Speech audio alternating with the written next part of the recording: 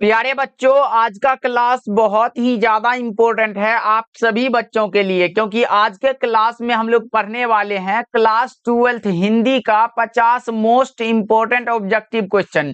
ये 50 ऑब्जेक्टिव आपके बोर्ड परीक्षा के लिए बहुत ही ज्यादा इम्पोर्टेंट है। तो प्यारे बच्चों, आज के क्लास को आप सभी ध्यान से देखिएगा और आज के क्लास में दिए जाने वाले इन सारे प्रश्नों को आप लोग अच्छे से याद भी करते चलिएगा, क्योंकि इस प्रकार के प्रश्न आपके बोर्ड परीक्षा में लगभग लगातार पूछे जाते हैं। इसलिए प्यारे बच्चों, बहुत ही ज्यादा इंपॉर्टेंट क्लास है, लास्ट तक देखिएगा। ओके जी, तो चलिए फिर क्लास को स्टार्ट करते हैं। पहला नंबर सवाल आपके सामने ये रहा, इसका आंसर आप लोग चैट सेक्शन में लगाते चलिएगा। देखिए पहला नंबर सवाल क्या कह रहा है, दिनकर जी को निम्न में से कौन सा पुरस्कार दिया गया था। बताओ जी, निम्नलिखित में कौन सी रचना है जो रामधारी सिंह दिनकर को दिया गया था। तो आपको पता होना चाहिए कि अर्धनारीश्वर जो पाठ है, जिसके लेखक का नाम है रामधारी सिंह दिनकर, उसको दिया गया था पद्म भूषण, जो कि ऑप्शन नंबर बी में दिया गया, बिल्कुल करेक्ट आंसर हो जाएगा। और भी पुरस्कार दिया गया था, जैसे कि हो गया संस्कृति के 4 अध्याय रचना के लिए साहित्य अकादमी का पुरस्कार दिया गया था, और उर्वशी रचना के लिए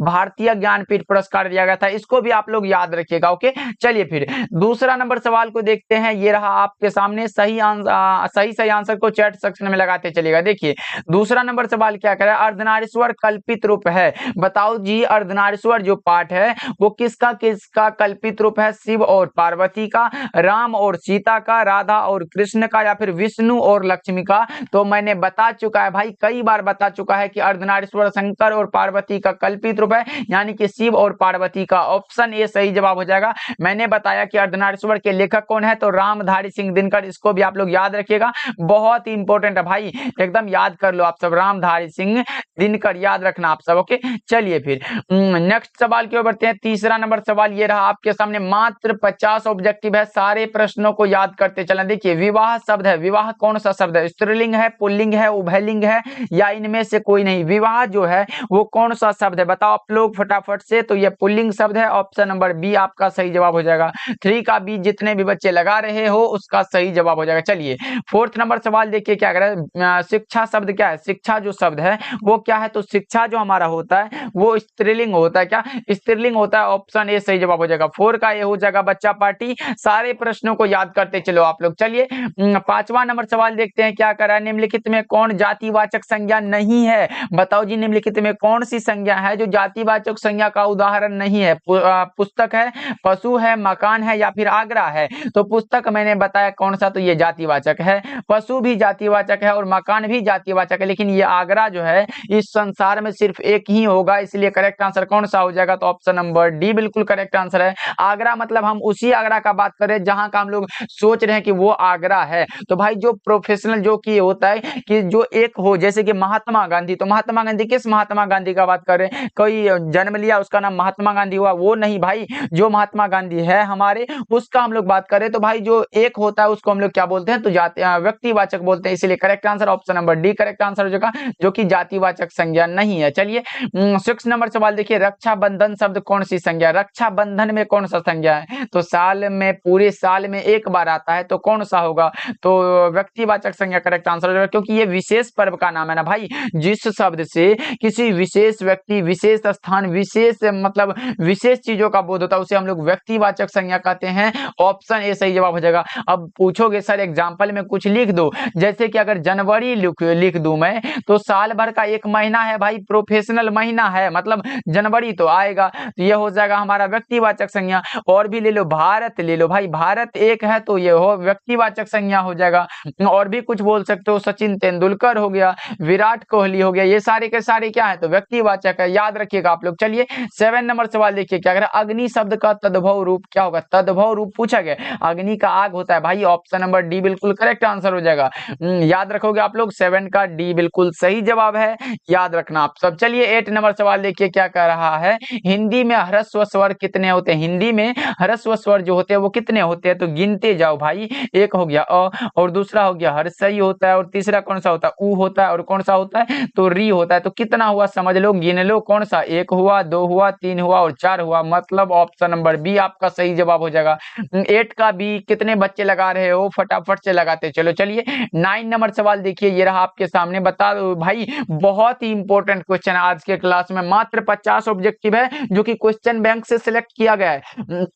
अगर आपको पता है तो भाई आपको पता होना चाहिए कि क्वेश्चन बैंक बहुत ज्यादा इंपॉर्टेंट होता है आपके बोर्ड परीक्षा के लिए। क्वेश्चन बैंक से बहुत सारे प्रश्न ऐसे होते हैं जो कि दोहराए जाते हैं, रिपीट किए जाते हैं आपके बोर्ड एग्जाम में। देखो क्या पूछा गया है, निम्नलिखित में कौन सी रचना है जो बालकृष्ण भट्ट की है? बालकृष्ण भट्ट, तो लिखते चले जाता हूँ, लिखो। देखो जूठन क्या है, किसकी रचना है? तो ओम प्रकाश वाल्मीकि, नाम सुने हो आप लोग, ओम प्रकाश वाल्मीकि, ओम प्रकाश वाल्मीकि नाम सुने हो, तो हो जाएगा। उसने कहा था चंद्रधर शर्मा गुलेरी की रचना है, चंद्रधर शर्मा और गुलेरी हो जाएगा, ये तो पता है आप लोगों को। अब देखो संपूर्ण क्रांति किसकी रचना है? तो ये रचना है किसकी? तो जयप्रकाश नारायण की रचना है। संपूर्ण क्रांति किसकी रचना है? तो जयप्रकाश नारायण की रचना है। लेकिन ये बातचीत जो है एक प्रकार का क्या है? तो निबंध है, जिसके निबंधकार का नाम क्या है? तो बालकृष्ण भट्ट है। Correct answer option number D हो जाएगा, डी लगा लो जी, बहुत सही जवाब है। चलिए 10 नंबर सवाल को देखते हैं क्या करा। बालकृष्ण भट्ट किस युग के निबंधकार थे? यहाँ पूछा क्या गया? युग पूछा गया भाई, युग पूछा है। अगर आपसे युग पूछे तो भारतेंदु युग लगाना, लेकिन अगर काल पूछ दे, काल, बालकृष्ण भट्ट किस काल के रचनाकार है? तो बहुत ही आसान सा है भाई, लगा देना कि आधुनिक काल के हैं। बालकृष्ण भट्ट आधुनिक काल के कवि हैं, याद रखोगे आप लोगों के। चलिए 11 नंबर सवाल की ओर बढ़ते हैं। और क्लास अच्छा लग रहा है तो आप लोग क्लास को भाई लाइक भी करते चलना। जितने भी बच्चे हमारे साथ जुड़े हुए हैं एक बार क्लास को लाइक कर देंगे, और जो बच्चे चैनल पे पहली बार जुड़ रहे हैं हमारे साथ तो सब्सक्राइब भी करेंगे। देखिए उसने कहा था कहानी कब प्रकाशित हुई? उसने कहा था जो कहानी है वो कब प्रकाशित हुई थी? मैंने बताया था कि चंद्रधर शर्मा गुलेरी जी जो हैं, चंद्रधर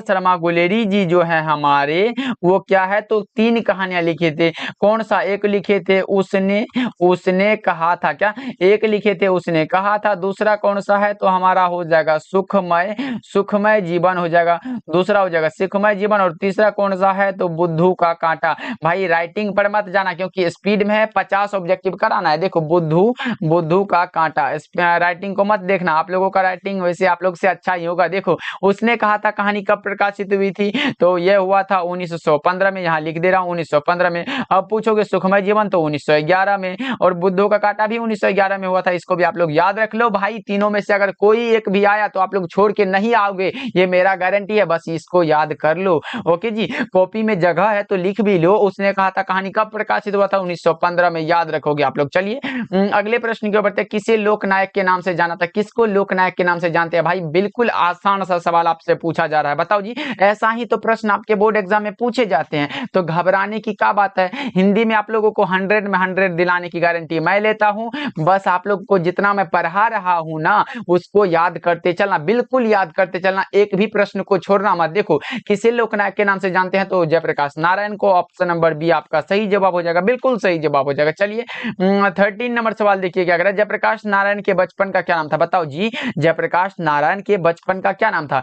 देखते हो गांव में कि उसका नाम ओरिजिनल कुछ और होता है, और बचपन में कुछ और नाम ऐसे घर में कोई बोलने वाला रख देता है, जैसे चिल्टू, पिल्टू, पिंटू, किंटू ऐसे रख देता है, किधर गया चिंटू, पिंटू ऐसे होता है। तो बताओ जी आपका क्या नाम था? आप भी कमेंट करके बताना। लेकिन जयप्रकाश नारायण के जो बचपन का नाम था वो था बाउल। कौन सा? ऑप्शन सी बिल्कुल करेक्ट आंसर हो जाएगा। किधर गया बाउलवा, बाउल ऐसे घर में बोलते हैं ना भाई, तो correct answer option number C बिल्कुल करेक्ट आंसर हो जाएगा। याद रखोगे आप लोग, ऐसा मैं नहीं बोल रहा हूं भाई। चलिए 14 नंबर सवाल देखिए। अंटी मारना मुहावरे का अर्थ है। अंटी मारना मुहावरे का सही अर्थ क्या होगा? शिकायत करना होगा, चाल चलना होगा, घृणा करना होगा, या फिर प्रेम करना होगा। अंटी मारना मतलब होता है कि मतलब चाल चलना। अंटी मारना मतलब चाल चलना। ऑप्शन बी सही जवाब है।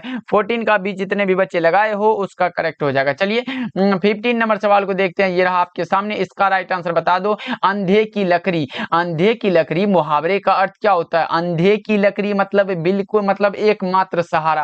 अंधे की लकड़ी एकमात्र सहारा। 15 का सी हो जाएगा बिल्कुल सही जवाब। जितने भी बच्चे सी लगाए हो उसका सही हो जाएगा। चलिए 16 नंबर सवाल को देखते हैं। निम्न में से शुद्ध शब्द कौन सा? बता दो आप लोग फटाफट से सभी बच्चे। निम्नलिखित में कौन सा है जो सही है? शुद्ध शब्द मतलब सही पूछा गया, कौन सा है? तात्कालिक या फिर दृष्टि, पृथ्वी, पृथ्वी ये तो गलत है भाई, ये भी गलत है, तो होगा कौन? तात्कालिक, ऑप्शन नंबर ए सही जवाब हो जाएगा। इनमें से कोई लगा नहीं सकते हैं। चलिए अगले प्रश्न की ओर बढ़ते हैं। 17 नंबर सवाल क्या है? निम्न में से शुद्ध शब्द, ये भी वही है, शुद्ध शब्द पूछा गया, तो परमेश्वर नहीं होता है, परमेश्वर होता है, ये गलत है। परीक्षण ऐसे करके होता है, ये भी गलत है। और प्राण भी गलत है, क्योंकि प्राण वाला ऐसे न होता है। परीक्षा सही है भाई, ऑप्शन डी लगा लो। 17 का डी बिल्कुल राइट आंसर हो जाएगा बच्चों, याद रखिएगा। चलिए 18 नंबर सवाल देखिए क्या करा है। अज्ञे की माँ का क्या नाम था? अज्ञे की माता जी का नाम क्या है? अगर आपसे पूछे कि अज्ञे का पूरा नाम क्या था, तो सच्चिदानंद हीरानंद वात्स्यायन अज्ञे, तो इसके माता जी का नाम था वैंती देवी, ऑप्शन बी सही जवाब है। अगर आपसे पूछे कि पिताजी का क्या नाम था, तब तो आप घबरा जाओगे, लेकिन घबराना नहीं है भाई, हीरानंद शास्त्री, डॉक्टर लगा दो यहाँ, डॉक्टर हीरानंद, डॉक्टर हीरानंद कौन सा? शास्त्री, याद रखिएगा आप लोग, बहुत ही इंपॉर्टेंट है। ओके चलिए 19 नंबर सवाल देखिए क्या कर रहा है। मालती किस कहानी की पात्र है? मालती जो है वो किस कहानी की पात्र है? तो वो है कौन सा? रोज चैप्टर में आया है, ऑप्शन नंबर बी सही जवाब हो जाएगा, याद रखिएगा आप लोग। ओके जी चलिए फिर अगले प्रश्न की ओर बढ़ते। 20 नंबर सवाल देखिए। अरे भैया कहाँ भाग गया? हाँ, भगत सिंह के चाचा का क्या नाम था? चाचा जी का नाम क्या था बताओ जी। 20 का करेक्ट आंसर क्या होगा? भगत सिंह के चाचा जी का नाम था अजित सिंह, कौन सा? ऑप्शन बी सही जवाब हो जाएगा। 20 का बी कितने बच्चे लगाए हो? एक लेख और एक पत्र जो चैप्टर है, एक लेख और एक पत्र जो चैप्टर है, जिसके लेखक का नाम कौन सा है? तो भगत सिंह, याद रखोगे आप लोग, भगत सिंह याद रखना, ये भी प्रश्न आपके बोर्ड एग्जाम में आया हुआ है। चलिए 21 नंबर सवाल देखिए। वैशाली महोत्सव का बीजारोपण किसने किया था? वैशाली महोत्सव है तो बीजारोपण किया था जगदीश चंद्र माथुर ने, ऑप्शन नंबर बी सही जवाब है। 21 का बी हो जाएगा बिल्कुल करेक्ट आंसर, याद रखिएगा आप लोग। ओके चलिए 22 नंबर सवाल देखिए, ये रहा आपके सामने ये रहा। मोहन राकेश रचित नाटक संग्रह कौन सा? मोहन राकेश के द्वारा रचित नाटक संग्रह कौन सा? उत्तर प्रदर्शी, पहला राजा, सत्य हरिश्चंद्र या फिर आषाढ़ का एक दिन? क्या होगा इसका सही जवाब? 22 का सही जवाब बता दो आप लोग। यह हो जाएगा हमारा आषाढ़ का एक दिन, ऑप्शन डी बिल्कुल करेक्ट आंसर हो जाएगा। ये मोहन राकेश के द्वारा रचित है, ये तो आपको पता ही होगा। चलिए 23 नंबर सवाल देखिए क्या कह रहा है। अग्रज का विलोम क्या होगा? अग्रज का विलोम मतलब उल्टा शब्द पूछा गया, तो अग्रज का विलोम हमारा अनुज होता है, ऑप्शन सी बिल्कुल करेक्ट आंसर है। अग्रज मतलब क्या होता है? बड़ा भाई, और अनुज मतलब छोटा भाई, बस याद रखिएगा आप लोग। चलिए 24 नंबर सवाल देखिए क्या कर रहा है। आकाश का विलोम क्या होगा? आकाश का उल्टा आपसे पूछा जा रहा है, बताओ क्या होगा? आकाश का पाताल होगा, पृथ्वी होगा, अंतरिक्ष होगा या फिर सागर होगा? तो आकाश का पाताल, अब ये सी बात है, option number A correct answer है। ओके चलिए अगले प्रश्न की ओर बढ़ते हैं। 25 नंबर सवाल देखिए क्या करें। कृष्ण का विलोम क्या होगा? कृष्ण का विलोम पूछा गया आप लोगों से, विलोम उल्टा, उल्टा शब्द भाई पढ़े हो कि नहीं? बचपन में उल्टा शब्द बोलते थे ना, उल्टा शब्द वही आया है, बताओ कृष्ण का विलोम क्या होगा? तो शुक्ल हो जाएगा करेक्ट आंसर, 25 का सी हो जाएगा राइट आंसर। चलिए 26 नंबर सवाल को देखिए, ये रहा आपके सामने। कपरा का पर्यायवाची शब्द क्या होता है? कपरा का अरे भैया कहाँ, कपरा का पर्यायवाची बता दो आप लोग। कपरा का पर्यायवाची क्या होगा? वसन होगा, पदम होगा, उदक होगा या फिर मृगांक होगा? क्या होगा इसका राइट आंसर बताओ। 26 का यह होता है वसन, ऑप्शन ए राइट आंसर है। 27 नंबर सवाल देखिए क्या कर रहा है। ये रहा आपके सामने। शब्द का पर्यायवाची क्या होगा? शब्द का पर्यायवाची पूछा गया, समान अर्थ पूछा गया भाई, समान अर्थ कौन सा है? शब्द का समान अर्थ पूछा गया है, तो नाद भी होता है, निनाद भी होता है और ध्वनि भी होता है, ऑप्शन डी लगा लो, बिल्कुल सही जवाब हो जाएगा। चलिए 28 नंबर सवाल देखिए, ये रहा आपके सामने। गृह प्रवेश में कौन सा समास है? गृह प्रवेश कहने का क्या होता है? मतलब गृह में प्रवेश, गृह प्रवेश मतलब तत्पुरुष समास लगा लो, ऑप्शन डी बिल्कुल राइट आंसर है 28 का। 29 नंबर सवाल देखिए, ये रहा आपके सामने। त्रिलोक शब्द में कौन सा समास है? त्रिलोक में समास पूछा जा रहा है आप सभी से। 29 का सही जवाब बता दो बच्चा पार्टी फटाफट से। त्रिलोक में कौन सा समास होगा? त्रिलोक में बता दो आप लोग। 29 का करेक्ट आंसर क्या होगा? त्रिलोक मतलब, त्रिलोक कहने का अर्थ होता है हमारा कि 3 गो लोक है। 3 लोक मतलब कौन सा? नंबर का बोधवा द्विगु समास करेक्ट आंसर है। 29 का सी इज द करेक्ट आंसर, याद रखिएगा आप लोग। चलिए 30 नंबर सवाल की ओर बढ़ते। ये रहा आपके सामने। सत्याग्रह शब्द का संधि विच्छेद क्या होगा? सत्याग्रह मतलब होता है सत्य का आग्रह, संधि विच्छेद आसान है, तो कौन सा? Satyagraha, option number B right right answer है। 30 का बी बिल्कुल राइट आंसर हो जाएगा, याद रखिएगा आप लोग के। चलिए 31 नंबर सवाल को देखते हैं। ये रहा आपके सामने 31 नंबर सवाल, इसका राइट आंसर बता दो आप लोग। गांव का घर कविता के कवि कौन है? गांव का घर है कविता के कवि का नाम आपसे पूछा गया है, तो 31 का क्या लगाओगे? रघुवीर सहाय, अशोक वाजपेयी, ज्ञानेंद्र पति या फिर शमशेर बहादुर सिंह। 31 का सही जवाब बता दो आप लोग। 31 का करेक्ट आंसर क्या होना चाहिए? तो गांव का घर जो रचना है ये रचना है ज्ञानेंद्र पति जी की।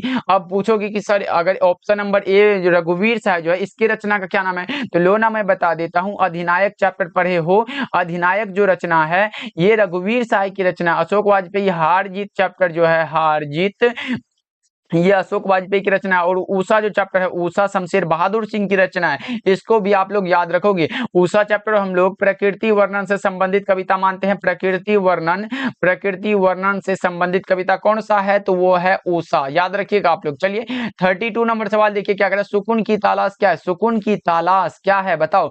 गजलों का संग्रह, उपन्यास, कहानी या फिर निबंध संग्रह। ये गजल संग्रह है। और किसकी रचना है? तो ये रचना है किसकी? शमशेर बहादुर सिंह की रचना, शमशेर बहादुर सिंह की रचना है, इसको भी आप लोग याद रखोगे। ओके चलिए अगले प्रश्न की ओर बढ़ते हैं। 33 नंबर सवाल देखिए, ये रहा आपके सामने। पुत्र वियोग किसकी रचना है? पुत्र वियोग जो रचना है वो किसकी है? सुभद्रा कुमारी चौहान, रघुवीर सहाय, अज्ञेय या फिर मुक्तिबोध। तो पुत्र वियोग जो रचना है ये सुभद्रा कुमारी चौहान की रचना है। ऑप्शन ए सही जवाब है। 33 का ए हो जाएगा बिल्कुल राइट आंसर, याद रखोगे आप लोग। ओके चलिए 34 नंबर सवाल की ओर बढ़ते हैं। ये रहा आपके सामने। प्रसाद रचित महाकाव्य का कौन सा नाम है? प्रसाद यानी कि प्रसाद कौन सा? खाने वाला प्रसाद नहीं है भाई, वो है जयशंकर प्रसाद। और आपसे पूछा गया कि जयशंकर प्रसाद रचित महाकाव्य का नाम क्या है? तो कामायनी है। ऑप्शन बी सही जवाब हो जाएगा, याद रखोगे आप लोग, बहुत ही इंपॉर्टेंट है। ओके चलिए 35 नंबर सवाल को देखिए। ये रहा आपके सामने। भूषण किस काल के कवि थे? भूषण जी भाई, भूषण जी किस काल के कवि थे? अब भूषण की कविता का नाम क्या है? तो कवित्त जो चैप्टर है वो भूषण जी की रचना है। भूषण जी वीर रस के महान कवि माने जाते हैं। कौन सा हो जाएगा? और काल पूछा गया तो ये रीति काल के अंतर्गत आते हैं। ऑप्शन नंबर बी सही जवाब है। मैंने बताया था कि एक आता है कौन सा? तो मलिक मोहम्मद जैसी। दूसरा कौन सा? तो सूरदास पढ़े हो आप लोग। उसके बाद कौन सा? तो तुलसीदास। उसके बाद कौन सा? तो नाभादास। क्या? नाभादास। ये दास वाले जितने भी है, 3 दास वाले हैं, ये भक्ति काल में आते हैं। जैसी भी भक्ति काल में आती है। ये 4 कवि सिर्फ भक्ति काल के हैं। भूषण जी रीति काल के हैं। और नीचे जितने भी कवि बचते हैं एग्जाम्पल के लिए ले लो, रघुवीर सहाय हो गया, अशोक वाजपेयी हो गया, शमशेर बहादुर सिंह हो गया, ज्ञानेंद्र पति हो गया, विनोद कुमार शुक्ल हो गया, गजानन माधव मुक्तिबोध हो गया। ये सारे के सारे आधुनिक काल के अंतर्गत आते हैं भाई। इसलिए सारी चीजों को आप लोग अच्छे से दिमाग में सेट करते चलना। ओके चलिए 36 नंबर सवाल की ओर बढ़ते। ये रहा आपके सामने। इसका राइट आंसर बता दो। बीजक के रचयिता कौन है? बीजक के रचयिता कौन है? तुलसीदास, कबीरदास, सूरदास या फिर जायसी। बीजक जो है ये कबीरदास की रचना है। 36 का option number B right answer हो जाएगा। चलिए अगले प्रश्न की ओर बढ़ते हैं। 37 नंबर सवाल देखिए। काशी में कितने वर्ष रहकर तुलसीदास विद्या अध्ययन के थे? काशी में कितने वर्ष रहे थे? तो 15 वर्षों तक। ऑप्शन नंबर बी आपका सही जवाब है। 37 का बी हो जाएगा बिल्कुल करेक्ट आंसर। 38 नंबर सवाल देखिए। तुलसीदास कैसे कवि माने जाते हैं? तुलसीदास जी जो हैं वो कैसे कवि माने जाते हैं? तो मैंने बताया, अगर पूछे कि हिंदी साहित्य का सूर्य पूछे तो सूरदास लगाना, कवियों के कवि पूछे तो शमशेर बहादुर सिंह लगाना, प्रेम के पीर के कवि पूछे तो मलिक मोहम्मद जैसी लगाना, और हिंदी साहित्य का समन्वयवादी कवि पूछे तो आप लगा देना तुलसीदास। ऑप्शन नंबर डी बिल्कुल करेक्ट आंसर है, क्योंकि तुलसीदास हिंदी साहित्य के समन्वयवादी कवि माने जाते हैं। ओके याद रखोगे आप लोग। चलिए 39 नंबर सवाल देखिए। ये रहा आपके सामने। सूरदास किस मार्ग में दीक्षित हुए? सूरदास जी किस मार्ग में दीक्षित हुए थे? तो पुष्टि मार्ग करेक्ट आंसर हो जाएगा। और सूरदास की रचनाओं की भाषा क्या है? तो ब्रज भाषा है। इसको भी आप लोग याद रखोगे। चलिए 40 नंबर सवाल देखिए क्या कर रहा है। मलिक मोहम्मद जैसी किस परंपरा की कवि है? मलिक मोहम्मद जैसी किस परंपरा के अंतर्गत आते हैं? तो अभी मैंने बताया कि प्रेम के पीर के कवि, प्रेम के पीर के नाम सुने हो भाई, प्रेम ख्यानक काव्य परंपरा। ऑप्शन सी बिल्कुल राइट आंसर हो जाएगा। कृष्ण भक्ति के तो ये कौन से थे? तो सूरदास से, सूरदास थे और ये राम भक्ति परंपरा कौन से थे, तो तुलसीदास जी थे। इसको भी आप लोग याद रखोगे, तुलसीदास जी थे। ओके, याद रखना आप सब। चलिए अगले प्रश्न के बढ़ते हैं। 41 नंबर सवाल देखिए, तिरीच क्या होता है भाई? तिरीच जो है चैप्टर वो क्या है? जंगली सांप है, दरियाई घोड़ा है, भेड़िया है, या फिर विषखापर यानी कि जहरीला लिजार्ड है? यह है जहरीला लिजार्ड यानी कि विषखापर है। ऑप्शन डी बिल्कुल करेक्ट आंसर है। अगर पूछे कि तिरीच के लेखक कौन है, तो याद रखना उदय प्रकाश हैं। कौन? उदय प्रकाश हैं, याद रखना आप सब। ओके, चलिए 42 नंबर सवाल देखिए, क्या कह रहा है? प्रगीत और समाज के लेखक कौन है? प्रगीत और समाज जो चैप्टर है उसके लेखक कौन है, बताओ आप लोग। बालकृष्ण भट्ट, जयप्रकाश नारायण, नामवर सिंह, या फिर उदय प्रकाश? तो प्रगीत और समाज मतलब नामवर सिंह की रचना है। नामवर सिंह को 1971 में कविता के नए प्रतिमान रचना के लिए साहित्य अकादमी का पुरस्कार दिया गया था। बालकृष्ण भट्ट की रचना का कौन सा है, तो बातचीत चैप्टर पढ़े हो कि नहीं? बातचीत। जयप्रकाश नारायण जो है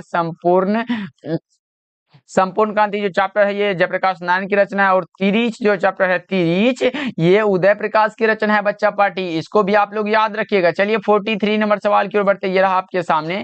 मोहन राकेश के बचपन का क्या नाम था? मोहन राकेश के बचपन का नाम क्या था, बता दो आप लोग। जैसे जयप्रकाश नारायण के बचपन का नाम क्या था, तो बाउल था। उसी प्रकार मोहन राकेश के बचपन का नाम था मदन मोहन गुगलानी। मदन मोहन गुगलानी, ऑप्शन ए बिल्कुल करेक्ट आंसर हो जाएगा।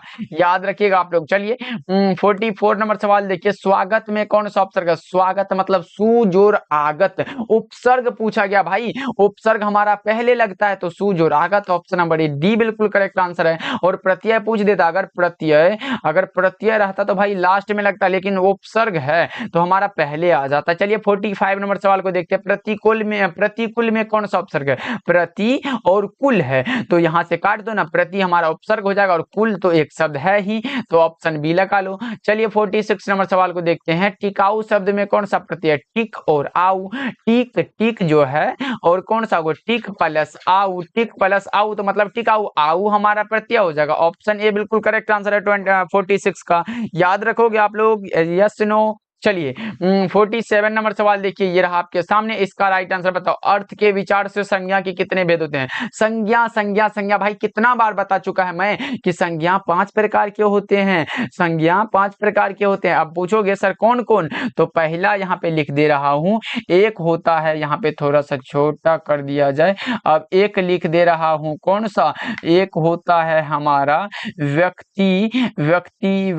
व्यक्तिवाचक संज्ञा होता है। और दूसरा कौन सा होता है? तो जातिवाचक संज्ञा होता है। जातिवाचक संज्ञा होता है। और तीसरा कौन सा होता है? तो हमारा होता है कौन सा? यहाँ पर लिख दो भाववाचक संज्ञा लिख दो। भाववाचक संज्ञा लिख दो। और चौथा कौन सा लिख दो? चलो द्रव्यवाचक संज्ञा लिख दो। द्रव्यवाचक लिख दो। और कौन सा होगा? तो पांचवा कौन सा होगा? तो समूहवाचक लिख दो। यहाँ पर समूहवाचक संज्ञा कितना हुआ? तो 5 हुआ। तो आसान सा सवाल है भाई, ऑप्शन नंबर बी लगा लो, बिल्कुल सही जवाब है। 48 नंबर सवाल देखिए, म का उच्चारण स्थान क्या है? म का उच्चारण स्थान क्या होना चाहिए? 48 का करेक्ट आंसर बता दो। म उपपद मानिया नाम ओष्ठ, ऑप्शन बी राइट आंसर है। 49 नंबर सवाल की ओर बढ़ते हैं। ये रहा आपके सामने और आज के क्लास का ये लास्ट सवाल है। निम्नलिखित में कौन सी रचना गुलेरी जी की है पूछा गया है। बहुत आसान सा सवाल है। देखो, कविता के नए प्रतिमान जो रचना है ये किसकी रचना है? तो नामवर सिंह की रचना है। कविता के नए प्रतिमान नामवर सिंह की रचना है बच्चा पार्टी। दलित साहित्य का रचनाकार कौन है? तो भाई ओम प्रकाश वाल्मीकि है। ओम प्रकाश वाल्मीकि, याद रखोगे आप लोग। और ये विद्यार्थी और राजनीति जो रचना है ये किसकी रचना है? तो भगत सिंह, नाम सुने हो कि नहीं भाई? भगत सिंह की रचना है।